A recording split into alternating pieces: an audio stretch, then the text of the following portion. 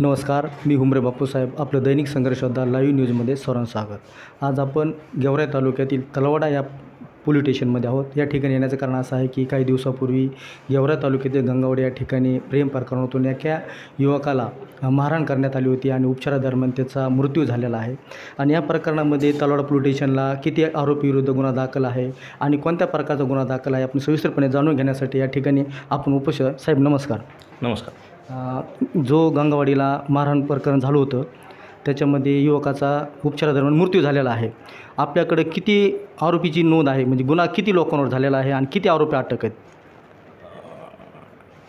फिर्यादीनामे काशीनाथ त्र्यंबक चिकणे यांनी त्यांच्या मुलाला मारहाण झाल्यासंदर्भात दिनांक 18/7/2025 रोजी पोलीस स्टेशन तलवाडा येथे तक्रार देण्यासाठी आले होते. त्यावेळी त्यांचा आपण सविस्तर त्यांच्या फिर्यादीप्रमाणे गुन्हा दाखल केलेला होता. त्यामध्ये फिर्यादीमध्ये एकूण 5 आरोपी आहेत.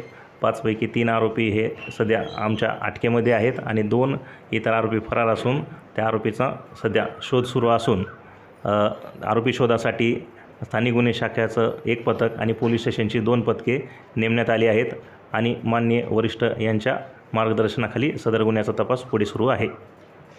गुन्हा कोणत्या प्रकारे आपल्याकडे नोंद आहे? सुरुवातीला गुन्हा नोंद होत असताना BNS कलम 109, 126, 2, 189, 2, 191, 2, 191, 3, 190 या कलमाप्रमाणे गुन्हा नोंद केलेला होता. यातील जखमी याचा उपचारादरम्यान मृत्यू झाल्यानंतर त्यामध्ये BNS कलम 103(1) याप्रमाणे वाढ करण्यात आलेली आहे. धन्यवाद सर.